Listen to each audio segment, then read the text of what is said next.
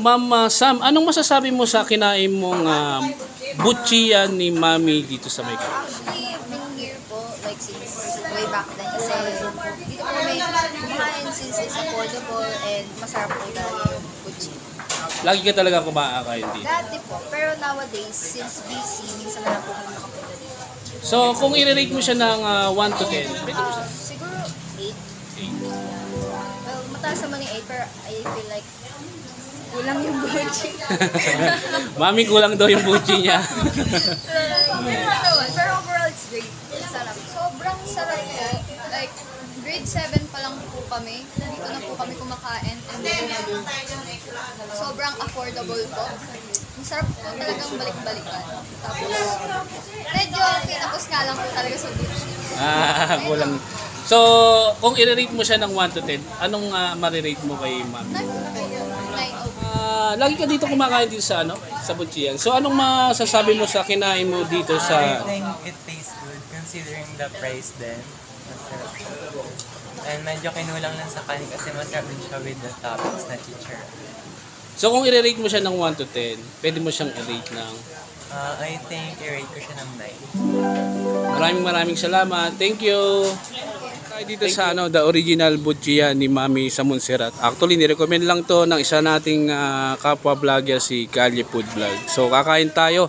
Sabi niya, lahat ng estudyante ng MCU kumakain dito sa mismong kainan na to. MCU Mami, bakit? Mataas mo kakayanin. Magtaas ka kahit 20 pesos kakayanin na. Huwag ka lang magsara. Yan ang sabi ng mga estudyante. Isang rice para kasama. So, laking tulong mo pala sa sa mga estudyante po, sobrang laking tulong din po. Love na love ko yan. Yung mag-asawa niya. Kasi mas mura kami kahit saan kainan. Diyan sa Marlux, magtanong ka, magkano na sila ngayon? 70 na yan. Pero muna sa itong kanin.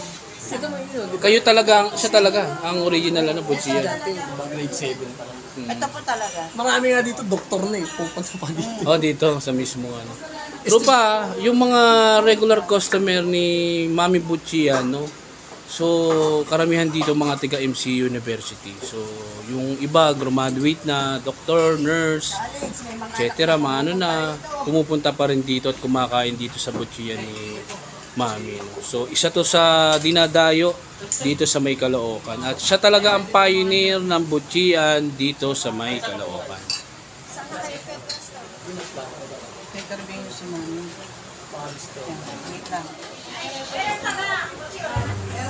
Wala na.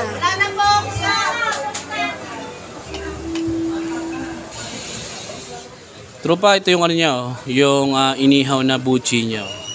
So yan So saktong-sakto. Kailangan natin ng nito, cold chisin. Tapos meron siyang kanin, tapos sa mismong ibabaw niya yung pinaka-special na toppings niya. Tsaka yung mismong butcheron niya ito. Ito favorite ko to, yung butcheron. Kasamahan natin ng suka. Ayan, homemade suka nila. Isa yan sa pinupuntahan at binabalik-balikan dito sa May Caloocan. Ang sarap ng butchi niya, Ang lambot. Lasang-lasa mo yung yung usok nung inihaw niyang butchi. Tapos masarap din yung suka niya. Sarap nito,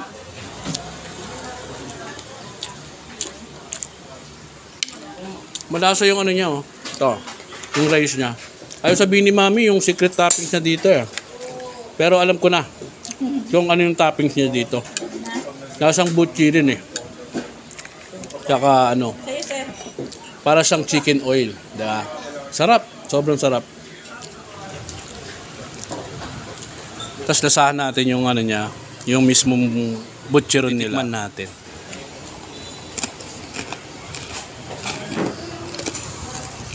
Malutong. Malasa. Pag sinamahan mo pa ng suka, mas lalong lumalasa. Masarap. Bagay na bagay ito sa may mga may mga uric. Mga 4 na subo lang, nako. Sobra. Magiging Baymax na naman.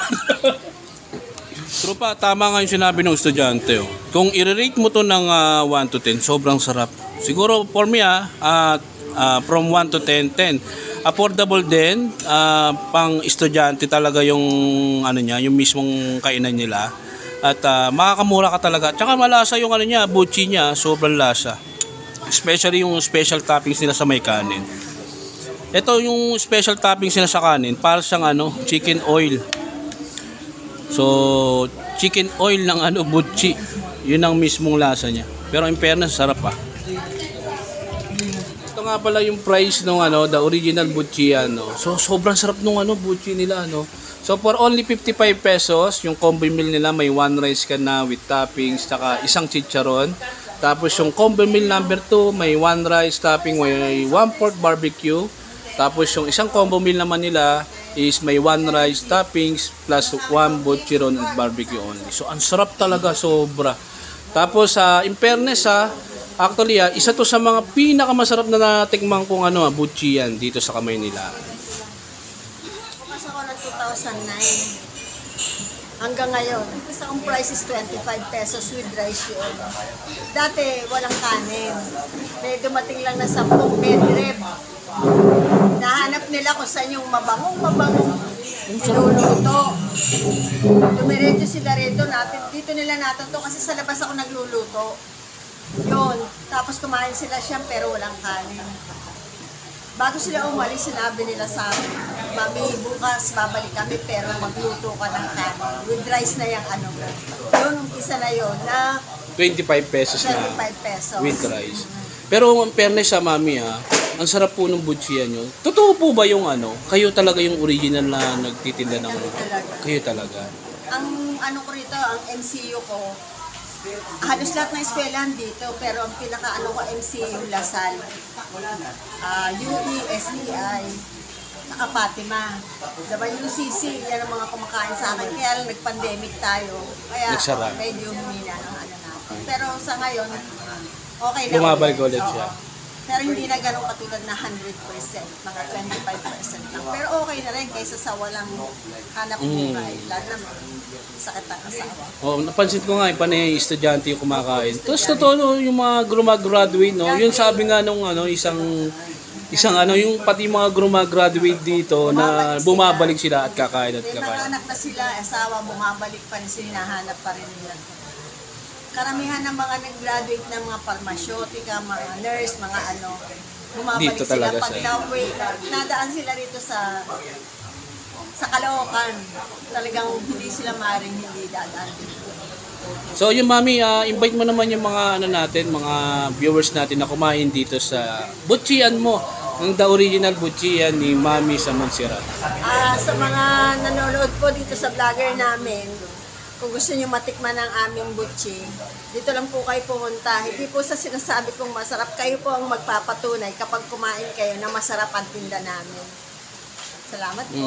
Kung gusto nyo kumain, no, along ano lang to, 18 Montserrat Street, Morning Breeze Subdivision sa may Caloocan. Malapit lang to sa may MCU. Likod ng Jollibee MCU. Likod lang to ng Jollibee MCU dito sa may EDSA, no, so tropa. So sobrang sarap, panalong panalo.